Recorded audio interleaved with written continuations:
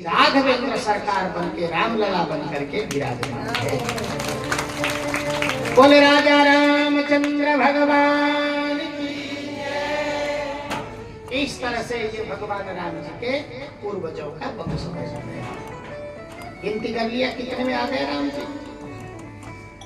भगवान श्री हरि नारायण, नारायण के ब्रह्मा जी के मरीचि, मरीचि के सूर्य, सूर्य के विवस्वान मनु, विवस्वान मनु के श्राद्ध देव मनु, श्राद्ध देव मनु के वंश में आगे चल करके नभग, नभग के नाभाग, नाभाग के अम्बरीश, अम्बरीश के युवनेश्वर जी, युवनेश्वर के वंश में मानधाता, मानधाता के वंश में त्रिशंकु, त्रिशंकु के बेटा सत्यवादी राजा हरिश्चंद्र, हरिश्चंद्र के बेटा रोहित, रोहित के बेटा सगर, सहस के बेटा बाहुक, बाहुक के बेटा आगे चल करके यहाँ पर आगे चल करके केसनी, केसनी के सुमति, आगे चल करके दिलीप, सुमति, इन्हीं के वंश में असमंजस, असमंजस के अंशुमान, अंशुमान के ऋतुपर्ण, ऋतुपर्ण के सौदास, सौदास के नारी कवच, नारी कवच के खटवांग, खटवांग के दीर्घबाहु, दीर्घबाहु के वंश में आगे चल करके दिलीप, दिलीप के रघु, रघु के वंश में आगे चल करके अज, अज के बेटा दशरथ, और दशरथ के घर में भगवान श्री हरि नारायण स्वयं साक्षात पुत्र बन करके सुखदेव जी कहते हैं, हे राजन, तस्यापि भगवान एषः साक्षात् ब्रह्ममयो हरि, अंशांशेन चतुर्धागात् पुत्रत्वं प्रार्थितः सुरैः, राम लक्ष्मण भरत शत्रुघ्न इति संज्ञया। सुखदेव जी कहते हैं, भगवान श्री हरि दशरथ नंदन बन करके 4 अंश के रूप में प्रकट होते हैं। भगवान साक्षात राम जी साक्षात परमात्मा है, और अंशांशेन चतुर्धागा, और सब अंश अवतार है। राम लक्ष्मण भरत शत्रुघ्न इति संज्ञया, राम लक्ष्मण भरत शत्रुघ्न लाल जी ये प्रकट होते हैं। यहाँ पर श्रीमद् भागवत के नमस्कंद के 10 अध्याय में रामचरित्र का वर्णन किया गया है। क्या हो गया? और टेढ़ा कर दिया, और टेढ़ा हो गया।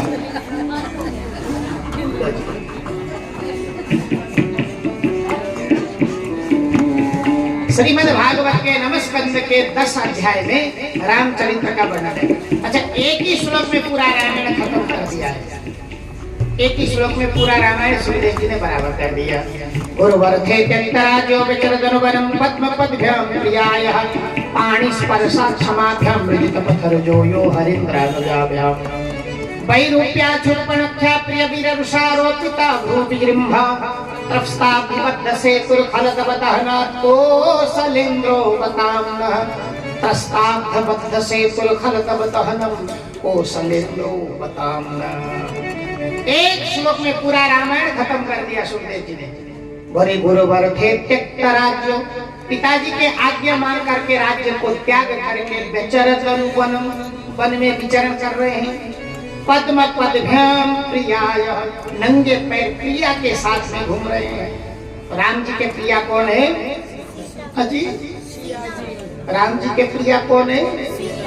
सीता। बोले गुरुवर थे त्यक्त राज्यो विचरन वनम पद्म पद्भ्याम प्रियाय, प्रिया के साथ में अपने सीता जी के साथ में नंगे चरण जंगल में विचरण कर रहे हैं। त्रस्ताब्धबद्ध सेतुर्खलदवदहनात् कोसलेन्द्रो वताम्नः, भगवान जंगल में रहते हैं। पाणिस्पर्शात् क्षमाभ्यां मृजितपथरुजो यो हरीन्द्रानुजाभ्यां, अनुजाभ्यां, भगवान अपने अनुज, अनुज माने छोटे भाई, साथ में छोटे भाई भी है। कौन? लखनलाल जी, लक्ष्मण जी, लक्ष्मण जी का ही नाम है लखनलाल जी। जैसे राघवेंद्र सरकार को राम लला नाम ही फेमस हो गया कि नहीं, राम लला। इधर तो लाला बोलेंगे तो थोड़े मालदार वालों के लाला बोलते हैं, इधर नहीं। वो तो है भी लाला, वो जगत का लाला है, दुनिया को देने वाला है ना, इसीलिए उसका नाम ही राम लाला। सभी बोलो प्रेम से राधे राधे। कितना दिव्य मूर्ति है, आपने देखा है कि नहीं? ऐसा लगता है कि सचमुच ठाकुर जी अवतरित हो गए होंगे। जरा विचार करो, एक मूर्तिकार कल्पना में इतना सुंदरियता है, एक बनावटी में इतना सुंदरियता है। जरा विचार करो, मेरे प्रभु कितने हैंडसम स्वीट होंगे उस समय, कितने सुंदर होंगे उस समय। नहीं, एक इंसान के द्वारा पत्थर में बनाया हुआ पाषाण बोल सकता है, वो मूर्ति बोलती है, बस कोई समझने वाला हो उनकी भाषा। एक बार आंखों में आंख मिला करके तो देखो, मूर्ति कैसे साक्षात बोलती है। इंसान के द्वारा निर्मित मूर्ति में ये कला हो सकता है, ये कला हो तो वो साक्षात परमात्मा कितने सुंदर होगा। जरा विचार कर। गुरुवर्गे त्यक्तराज्यो व्यचरत अनुवनम पद्म पद्भ्याम प्रियाय। पिताजी के आज्ञा को मानते हुए भगवान अपने पत्नी के साथ भाई को लेकर के जंगल जाते हैं। जंगल में जाकर के शूर्पणखा प्रिय वीररुषा, शूर्पणखा के नाक कान को भेदन कराया। शूर्पणखा आ गई। शूर्पणखा राम जी के पास में पहुंच करके कहने लगी, प्रभु हमसे शादी करो।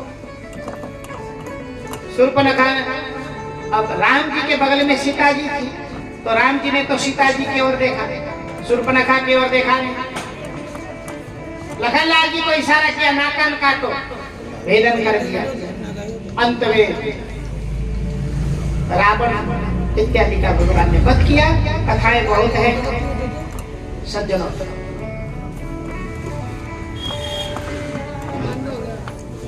थोड़ी देर गोस्वामी तुलसीदास जी के रामायण से चर्चा करते हैं। मात्र 2-4 मिनट का समय लेंगे, 10 मिनट का समय लेंगे राम कथा के लिए, फिर कृष्ण कथा में प्रवेश करते हैं। गोस्वामी तुलसीदास जी लिखते हैं, दशरथ जी के कोई संतान नहीं है, 3 पत्नी है। एक बार अरुंधति वशिष्ठ जी से बोली। अरुंधति कौन है पता है? वशिष्ठ जी के कौन है? वशिष्ठ जी के श्रीदेवी। अरुंधति कौन है? वशिष्ठ जी के श्रीदेवी, मतलब समझ गए? श्रीमती। श्रीमती का अर्थ जानते हैं क्या होता है? अच्छा, श्री माने लक्ष्मी, मति माने बुद्धि। जिसकी बुद्धि लक्ष्मी जैसी हो उसके नाम है श्रीदेवी। अब देख लो, आप लक्ष्मी जैसे बुद्धिमता है कि नहीं है? नहीं। अगर लक्ष्मी जैसी बुद्धि हो तो लक्ष्मी का काम क्या है? हमेशा लक्ष्मी भगवान नारायण के चरण दबाती है कि नहीं है? कभी कभार बिना बोले आपने सेवा किया है? प्रेम से बोलो राधे राधे। श्री माने लक्ष्मी, मति माने बुद्धि। लक्ष्मी जैसी जिसकी बुद्धि हो उसके नाम है श्रीमती। एक होती है पत्नी और एक होती है धर्म पत्नी। पत्नी का मतलब जानते हैं? पति शराब पी करके आ रहा है, मांस मदिरा अंडा मछली दुर्व्यसन कर रहा है, जुआ ताश में डूब रहा है, फिर भी पत्नी कुछ नहीं कहती है, उसको सपोर्ट करती है, वो है पत्नी। जो पतन की ओर ले जाए वो पत्नी, और पति को इन चीजों से रुक करके जो धर्म की ओर लेके जाए उसके नाम है धर्म पत्नी। जो धर्म के तरफ प्रेरित करे। नहीं, ये गलत बात है, ऐसा नहीं होना चाहिए। चाहे प्रेम से लड़के नहीं, प्रेम से जो उसको गलत मार्ग से सही मार्ग में लेके आए, जो धर्म की ओर प्रेरित करे, इसलिए उसका नाम है धर्म पत्नी। अब आप देख लो, आप किस में आते हैं, पत्नी में कि धर्म पत्नी? सभी बोलो प्रेम से राधे राधे। इसीलिए सबको पत्नी नहीं बनना है। हर कोई कोशिश यही करे कि हम क्या बने? धर्म पत्नी बने, जो पति को धर्म की तरफ प्रेरित करे। अजी सही गल है? हमारे धर्मपति है। अच्छा अच्छा, फिर तो ठीक है। धर्मपति है कि गरम पति है कि हर चीज में लड़े प्रेम से सभी बोलो राधे राधे। भगवान राम छोटे हैं, 4 भाई के साथ प्रकट होते हैं। विश्वामित्र जी आते हैं, राम जी को लेकर के जंगल चले जाते हैं। मार्ग में भगवान ने, अच्छा विश्वामित्र जी ने ही राम जी को अस्त्र शस्त्र का, शास्त्रों का बोध कराया। अस्त्र शस्त्र का जितने भी साइंस का ज्ञान है, टेक्नोलॉजी का ज्ञान है, ये सब विश्वामित्र जी ने राम जी को जंगल में प्रेरित किया। विश्वामित्र के साथ में भगवान जनकपुर जा रहे हैं, मार्ग में अहिल्या का उद्धार किया, जनकपुर में धनुष का भंजन किया है, और जनकपुर में जाकर के भगवान ने सीता के साथ में पाणी ग्रहण संस्कार किया है। एक ही बार में धनुष भगवान ने तोड़ दिया है। एक ही तोड़ दिया, तोड़ दिया, तोड़ दिया रे, रघुवर ने धनुषवा को तोड़ दिया रे, तोड़ दिया, तोड़ दिया, तोड़ दिया, तोड़ दिया, तोड़ दिया रे, रघुवर ने धनुषवा को तोड़ दिया रे, तोड़ दिया, तोड़ दिया, तोड़ दिया, तोड़ दिया, तोड़ दिया रे, रघुवर ने धनुषवा को तोड़ दिया रे, रघुवर ने धनुषवा को तोड़ दिया रे। देश विदेश के राजा आए, देश विदेश के राजा आए, देश विदेश के राजा आए, देश विदेश के राजा आए, उनका भी मान को मड़ोर दिया रे, रघुवर ने धनुषवा को तोड़ दिया रे, उनका भी मान को मड़ोर दिया रे, रघुवर ने धनुषवा भी तोड़ दिया रे, तोड़ दिया, तोड़ दिया, ओ तोड़ दिया, तोड़ दिया, तोड़ दिया रे, रघुवर ने धनुषवा भी तोड़ दिया रे, तोड़ दिया, तोड़ दिया, तोड़ दिया रे, रघुवर ने सीता से नाता जोड़ दिया रे, रघुवर ने सीता से नाता जोड़ दिया रे, रघुवर ने सीता से नाता जोड़ दिया रे, रघुवर ने सीता से नाता जोड़ दिया रे। भगवान ने उसका भला किया और उसी वक्त सीता के साथ में संबंध भगवान ने जोड़ दिया। थोड़ा मैथिली मैथिली तो मैथिली मैथिली थोड़ी इसमें टच है। तोड़ दिया, तोड़ दिया, हाजी तोड़ दिया रे, रघुवर ने धनुषवा को तोड़ दिया रे। सत्य तो यही था ना कि जो धनुष तोड़ेगा उसी के साथ में अपनी बेटी सीता को सौंप दूंगा, सीता के साथ ही कर दूंगा। देश विदेश के राजा आए और उनका अभिमान को मड़ोर दिया रे, रघुवर ने धनुषवा को तोड़ दिया रे, सीता जी से नाता जोड़ दिया रे। भगवान ने इस तरह से सीता जी के साथ में पाणी ग्रहण संस्कार किया है। भगवान 6 महीना तक जनकपुर में रहे। जब जनक जी महाराज ने विचार किया कि अब विदा करते हैं, खूब दास दासी सेवक सेविका हाथी घोड़ा, आपको याद है अभी रामलला के मूर्ति जो बनी है ना, उसमें सारे जितने भी गहना आभूषण है, चांदी के पात्र है, सोने के पात्र है, ये सब जनकपुर से आए, ट्रक भर के आए, ट्रक भर के, क्योंकि जनकपुर राम जी की ससुरारी है। वहाँ के लोग राम जी को गाली देते हैं, सारे बोलते हैं, क्योंकि जीजा सारे का संबंध रखते हैं। सीता जी बहन हो गई, राम जी को गाली देते हैं, हाँ सारे ऐसे बोलते हैं, अपना अपना भाव है। सारे सामान ट्रक भर करके, सोने चांदी के आभूषण, बड़े बड़े चांदी की कढ़ाई, बर्तन, भगोने, आज भी ये परंपरा है, सदियों पुरानी परंपरा आज भी निभा रहे हैं। सभी बोलो प्रेम से राधे राधे। इस समय तो हम लोग मनुष्य हैं, जरा कल्पना करो सचमुच उस ससुर ने कितना दान किया होगा अपने बेटी और जमाई के लिए। जिस ससुर ने अपने बेटी को विदा किया होगा, जनक जी महाराज ने, आज के समय में भी ट्रक भर भर करके सामान आ सकता है, सोना चांदी हीरे मोती, तो उस समय उस ससुर ने अपनी बेटी के लिए कितना क्या नहीं दिया होगा। 6 महीने तक जनकपुर में भगवान राम रहते हैं। अब भगवान राम को जनकपुर में इस सारी में रुकने दो, लौट करके ले आओगे तो मंथरा बैठी है यहाँ, समझ गए? मंथरा फिर पढ़ाना चालू करती, राम जी को जंगल भेजना पड़ेगा। इससे अच्छा राम जी को ससुराली के आनंद लेने। सभी बोलो प्रेम से राधे राधे। अब सीधे हम कृष्ण चरित्र में प्रवेश करते हैं। अब ये भगवान श्री कृष्ण के वंश वर्णन, इधर अभी आपने राम जी के वंश वर्णन सुना, अब कृष्ण जी के वंश वर्णन हम श्रवण करेंगे। भगवान श्री हरि नारायण, नारायण के बेटे ब्रह्मा जी, ब्रह्मा जी के बेटे अत्रि, अत्रि के चंद्रमा। अब इधर देखो, यहाँ से कहाँ अलग हो गया। भगवान श्री हरि नारायण, नारायण के ब्रह्मा जी दोनों आ गए। ब्रह्मा, ये भी ब्रह्मा जी इधर भी बन गए।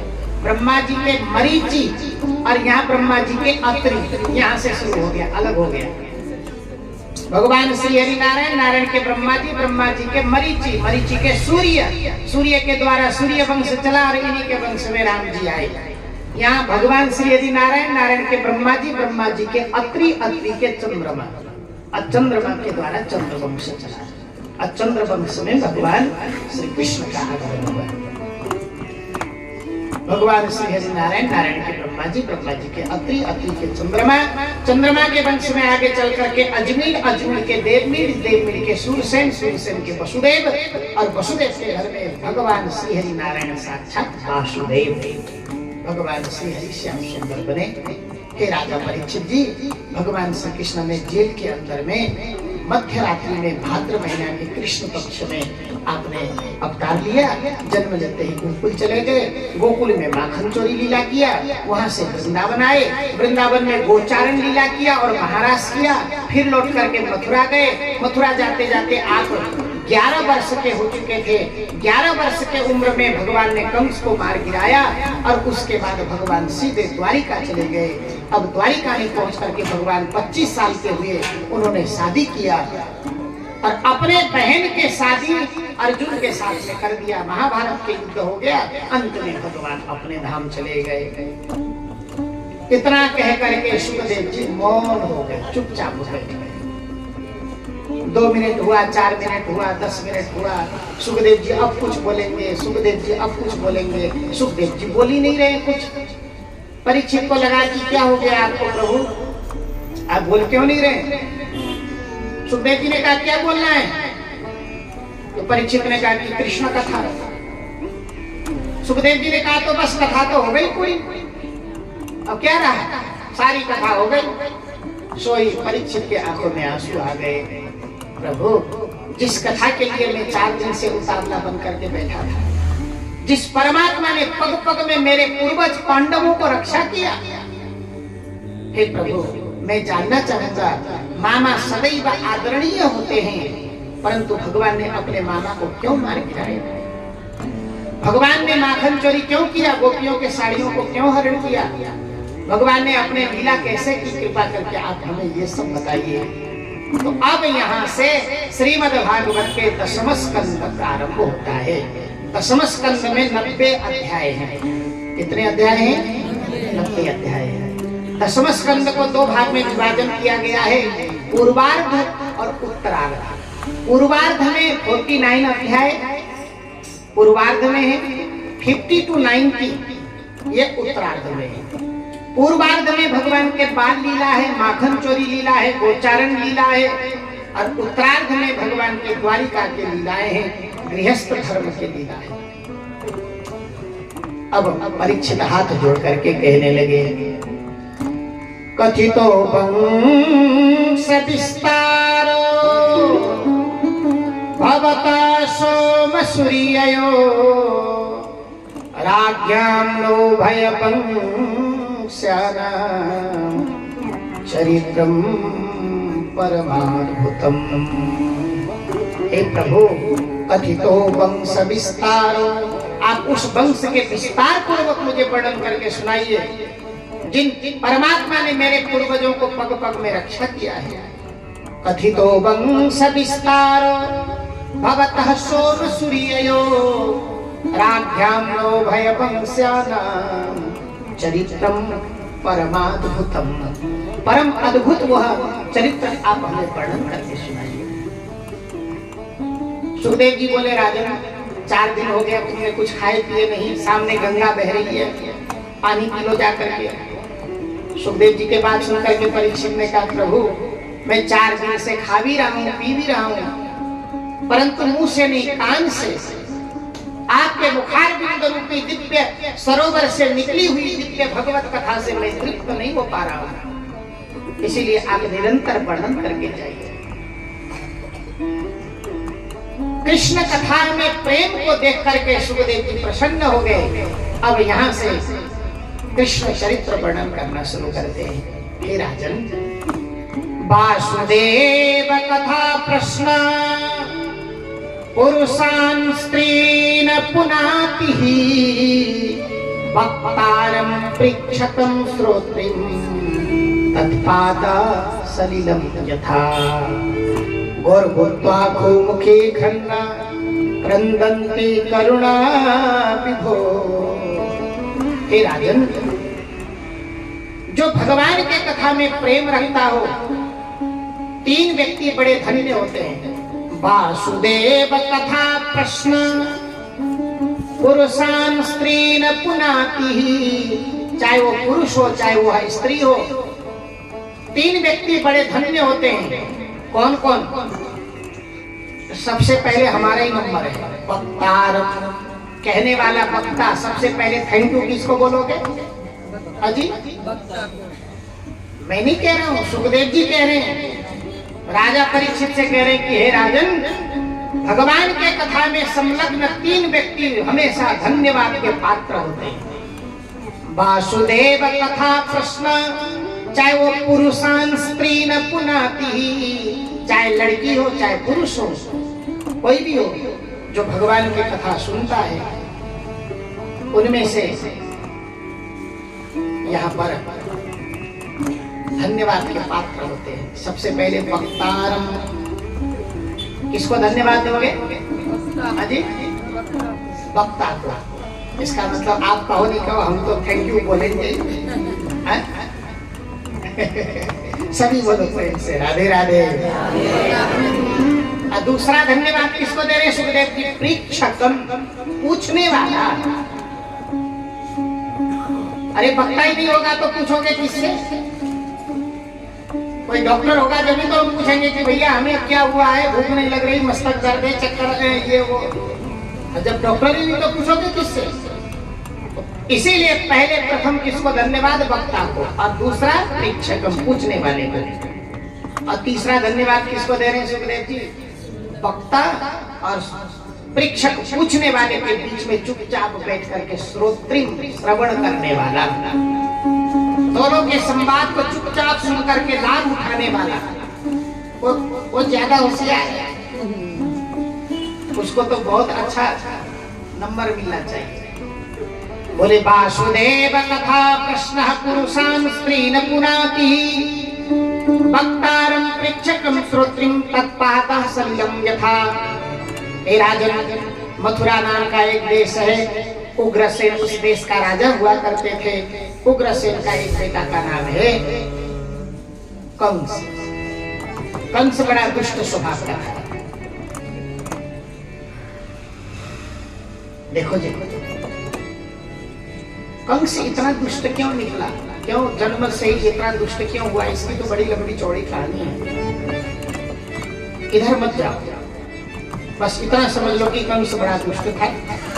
कंस ने अपने पिताजी को बंदी बना लिया, सत्ता परिवर्तन कर दिया, पिताजी को जेल में रख दिया और मथुरा के अपने आप राजा घोषित कर दिया।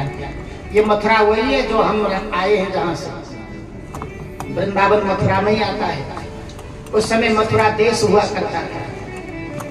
ये वृंदावन, मथुरा, गोकुल, गोवर्धन, नंदगाम, बरसाना, ये सब मथुरा देश के अंतर्गत आते थे। अलग अलग तहसील होते हैं कि नहीं, ऐसे ही ये इतना बड़ा देश। पहले छोटे छोटे देश हुआ करते थे। आज भी ऊना और कांगड़ा बराबर के तो इतने बड़े बड़े देश हैं दुनिया में, छोटे छोटे देश हैं। अकेले हिमाचल के 5-7 देश हो जाए, ऐसे भी देश है दुनिया में। कहने का अभिप्राय यह है, मथुरा नाम का एक देश हुआ करता था। उग्रसेन को बंदी बना लिया और कंस बड़ा दुष्ट था, उसने अपने राज्य में बड़ा आतताई फैला रखा था। कंस के नगरी में कोई दान नहीं कर सकता था, हवन नहीं कर सकता था, पूजा पाठ कोई नहीं कर सकता था। पर एक बात और बताऊं, जो दुष्ट होता है ना, पापी होता है, अधार्मिक होता है ना, वो कभी कभी अपने आप को लोगों को भ्रमित करने के लिए धार्मिक होने का नाटक करता है। बड़े बड़े अपराध को छुपाने के लिए धार्मिक बन जाओ, दुनिया के आंख में धूल झोंक दो। देख भाई, हम तो जिसको इतना बड़ा पापी समझ रहे थे, वो तो बड़ा दानी निकला, वो तो बड़ा ही धार्मिक निकला। ताकि लोगों में जनाक्रोश न हो जाए, जन विद्रोह न हो जाए, इसलिए वो ऐसा नाटक करता है। तो कंस ने भी सोचा, अगर मैंने ऐसे ही पाप करना शुरू कर दिया तो कल से मथुरा के लोग हमसे द्वेष करने लग जाएंगे। उसने एक धार्मिक होने का नाटक किया। अपने चाचा के बेटी देवकी की शादी वसुदेव के साथ में, आगरा के पास एक जगह का नाम है पटेश्वर, वसुदेव जी वहां के हुआ करते थे। इनके और भी शादियां हो चुकी है। पहले एक आदमी चाचा पापा 10 शादी करते थे, समझ रहे हो सुशील जी? ये तो नेहरू जी की कृपा है कि हम लोग 2-4 नहीं कर सकते, और तो कर सकते हैं। इसीलिए तो आज स्वतंत्र के बाद हमारी संख्या कम है और उनके संख्या बढ़ते जा रहे हैं। हम तो कहते हैं कि 2-4 और हो जाए सबके, नहीं हो रहे। हम ये नहीं कहते कि हम 2-4 शादी करें, हम ये कहते हैं कि जिनकी 2-4 हो रहे हैं उनके भी एक में ही आ जाए। हम तो ये कहते हैं। नियम देखो, एक देश में 2 नियम कैसे हो सकता है? ऐसा नहीं हो सकता है ना। किसी के लिए एक कानून, किसी के लिए एक कानून। ऐसा होना भी तो अपराध ही है। हम एक शादी से दूसरे शादी नहीं कर सकते। और ऐसे भी समुदाय है जो 4-5 शादी होते हैं, 40-40 बच्चे होते हैं। हम ये नहीं कहते कि हम भी 2-4 करें, हम ये कहते हैं कि जिनके 2-4 हो रहे हैं वो भी एक ही में आ जाए। ऐसा मतलब चाहिए, नहीं? हमारे तो यहाँ पत्नी को 7 जन्म तक अपने अर्धांगिनी मानते हैं, इसीलिए अग्नि को 7 फेरे लगाते हैं। हमारे यहाँ तो हम अपने पत्नी को चाहे कितने भी प्रेम कर लो, चाहे लड़ लो, भिड़ लो, मर लो, जी लो, कुछ भी कर लो, 7 जन्म तक वही मिलेगी। अग्नि प्रत्यक्ष साक्षी है ना। अगले जन्म में रूप अलग हो सकता है, रंग अलग हो सकता है, ऊपर नीचे, मतलब ऊंचाई नीचाई थोड़ी बहुत ऊपर नीचे हो सकते हैं, पर मिलेगी तो वही, मिलेगा वही। इसीलिए हम उसको अर्धांगिनी बोलते हैं। हमारे शास्त्र में पत्नी को क्या बोलते हैं? अर्धांगिनी। और पति को अर्धांग बोलते। क्या? अर्धांग, आधा अंग। और शास्त्र में और धर्म में पत्नी को अर्धांगिनी नहीं, वो तो भोग विलासी की साधना है। हमारे यहाँ माता को देवी मानते हैं। पत्नी के 8 रूप होते हैं। पत्नी के 8 रूप होते हैं। पत्नी माँ बनती है, पत्नी देवी बनती है, पत्नी मित्र बनती है, पत्नी पत्नी बनती है, पत्नी देवी के रूप होती है, और कभी कभी पत्नी भद्रकाली के भी रूप ले लेती है। हाँ, नहीं लेती है?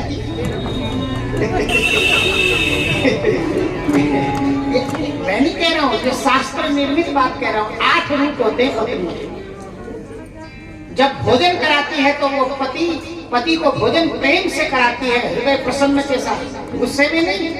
कभी कभार बड़बड़ाती हुई रोटी परोसती है, ऐसा नहीं। अगर प्रेम से रोटी परोसे तो उस समय पत्नी का रूप माँ का रूप हो जाता है। अन्न खिलाती है, पोषण करती है। मातृ समम नास्ति शरीर पोषणम। माँ के बराबर शरीर पोषण करने वाले संसार में कोई नहीं है। जब पति को प्रेम पूर्वक भोजन कराती है, उस समय वह पत्नी नहीं, साक्षात अन्नपूर्णा के स्वरूप हो जाती है। शास्त्र में अलग अलग स्वरूप दिया गया है। कितना सम्मान है हिंदू धर्म में स्त्रियों का, कितना सम्मान है। इतना सम्मान तो कभी पुरुष के लिए शास्त्र ने दिया नहीं जितने स्त्रियों के लिए दिया है। पुरुष का तो बस घर का बैल बनो, पुरुष का तो काम ये है पति पत्नी बाल बच्चों को भरण पोषण करो, यही तुम्हारा कर्तव्य है। अब भरण पोषण के लिए तो सुबह शाम सभी बोलो राधे राधे। तो पहले कई शादी करते थे, वसुदेव जी महाराज ने भी अनेक शादी किए। आज यहाँ पर देवकी को शादी करके ले जा रहे थे। आकाशवाणी हुई, अयाकाशमो गर्भो हंतायाम भासे बुधः। हे कंस, जिसको तू पहुंचाने के लिए जा रहा है देवकी के 8वां लाल, वही बनेगा तेरा। कंस ने सोचा कि देवकी को ही मार दूंगा तो मेरा काल ही पैदा नहीं होगा। कंस ने देवकी के बालों को पकड़ करके घसीटना शुरू कर दिया। खूब बढ़िया ढंग से बाल को पकड़ पकड़ करके हिला रहा है। बाल के दर्द बहुत बुरे होते हैं, पूरे जड़ में दर्द होता है, यहाँ तक अंदर तक। आप लोगों को मालूम है कि नहीं है? नहीं है तो शाम को घर में जाके एक दूसरे के बढ़िया पकड़ के खींचना, हाँ अपने आप सब पता चल जाएगा। ऐसे करना, परंतु ध्यान रखे सास बहू के और बहू सास के मत खींचना। तो सास के मतलब जानते हैं? सास सास का मतलब नहीं जानते? जो बहू को श्वास लेने लगे उसका नाम सास। पर आजकल सब बदल गया, आजकल उल्टा हो गया। आजकल बहू लेने नहीं देती है सास। प्रेम से बोलो सभी राधे राधे। कंस ने बालों को पकड़ करके हिला रहा है। सज्जनों, खड्ग प्रहार करने वाला था, तब तक वसुदेव जी ने पीछे से पकड़ लिया। ए राजन, क्या कर रहे हो? तुम्हारे जैसे शूरवीर स्त्री के ऊपर हाथ छोड़ रहा है? दुनिया क्या कहेगी? सदैव इतिहास में तुम कलंकित हो जाओगे। कंस ने 2 शर्त में छोड़ दिया। पहला शर्त यह है, जब तक जियोगे तब तक तुम मेरे जेल में जियोगे। दूसरा शर्त यह है, जितने संतान होंगे ला करके मुझे दोगे, मुझे सौंप दोगे। वसुदेव ने सोचा कि समझदार व्यक्ति वही है जो वर्तमान संकट से निपटे। बाद की संकट तो बाद में देखेंगे, बाद में क्या होगा वो तो बाद में देखेंगे ना। समझदार वो है जो वर्तमान संकट से निपट जाएगा। अगर मैंने मना कर दिया तो ये खड्ग प्रहार करेगा, मार देगा। अच्छा यही है कि चलो मान लेते हैं। वसुदेव ने शर्त स्वीकार किया। परंतु एक बात बताऊं आपको, परमात्मा से बढ़कर के दूसरा संसार में होशियार कोई नहीं हो सकता है। कंस की बुद्धि कैसी मारी गई जरा देख लो। जेल में तो डाल दिया, परंतु एक ही जेल में डाल दिया। अरे अलग अलग जेल में डालता होता तो वसुदेव और देवकी के गर्भ से कोई संतान ही न होते। उसकी इतनी बुद्धि नहीं रही कि इनको एक ही जेल में नहीं डालना चाहिए। क्यों? क्योंकि उससे बढ़कर के दूसरा कोई होशियार हो ही नहीं सकता। चाहे अपने आप को कितने भी होशियारी समझ लो, उसकी बुद्धि इतनी काम नहीं कर गई। अगर अलग अलग जेल में डालता होता तो बच्चे न होते, कभी न मरता। परंतु ले जाकर के एक ही जेल में रख दिया। इसलिए हमसे बढ़ करके होशियार और कोई बैठा है। अपने आप को बड़ा होशियार नहीं समझना चाहिए। क्रमशः बालक हुए, एक एक करके 6 बच्चे हुए। कंस ने पटक करके मार दिया। 7वां गर्भ के रूप में बलराम जी महाराज आते हैं। सप्तमो वैष्णवं नामं यमनंतं प्रचक्षते गर्भो बभूव देवक्याम हर्ष शोक विवर्धनः। सुखदेव जी कहते हैं कि राजन, 7वां गर्भ के रूप में शेषनाग जी आते हैं। देखो जी, देवकी के गर्भ को खींच करके रोहिणी के गर्भ में। अच्छा, रोहिणी कहाँ है? गोकुल में। मथुरा और गोकुल की दूरी कितने हैं? 12-15 किलोमीटर है। तो अब ये कैसे हो सकता है? रोहिणी गोकुल में है, देवकी मथुरा में है, जेल के अंदर। और रोहिणी के गर्भ में कैसे ट्रांसफर कर दिया गया? इस बात को एक दृष्टांत से समझे। आप लोग कभी दक्षिण भारत गए हैं कि नहीं? तमिलनाडु नहीं गए? नहीं गए तो हमारे साथ चलिए। प्रवीण जी के द्वारा कथा आयोजन हो रही है 13 मार्च से। हमारे श्री प्रवीण जी के द्वारा, मेहता जी के द्वारा आप सब चलिए।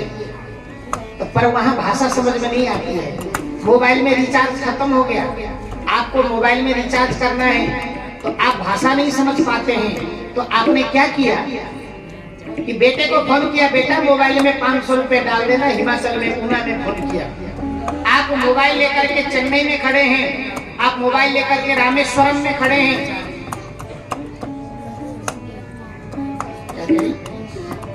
हाँ, रामेश्वरम में कथा वही है। तो अब बेटा ने मोबाइल रिचार्ज करा दिया, कहाँ? पुणे में। तो जरा विचार कर लो, मोबाइल लेकर के आप खड़े हैं रामेश्वरम में और बेटा ने मोबाइल में 500 रुपए डाल दिया। अभी हम बैलेंस देख रहे थे, केवल 10 रुपए था, अब बैलेंस चेक किया तो 510 हो गया। अब कोई बता सकता है कि मोबाइल में पैसा किधर से घुसा? अजी जरा विचार करो। एक इंसान के द्वारा बनाई हुई टेक्नोलॉजी सिस्टम में ये फैसिलिटी है, हम पैसा यहाँ डालते हैं तो मोबाइल लेकर के जेब में रामेश्वरम में मोबाइल रिचार्ज हो सकता है। एक इंसान के द्वारा निर्मित सिस्टम में ये फैसिलिटी है, तो उस परमात्मा के विधान में क्या यह सब संभव नहीं था? ऐसा भी तो हो सकता होगा। इसीलिए रोहिणी के गर्भ में ट्रांसफर कर दिया गया। बलराम जी महाराज प्रकट होते हैं। 8वां गर्भ के रूप में भगवान श्री हरि नारायण गर्भ में आते हैं। चारों ओर मंगल बधाइयां शुरू हो गई, दिव्य वातावरण हो गया।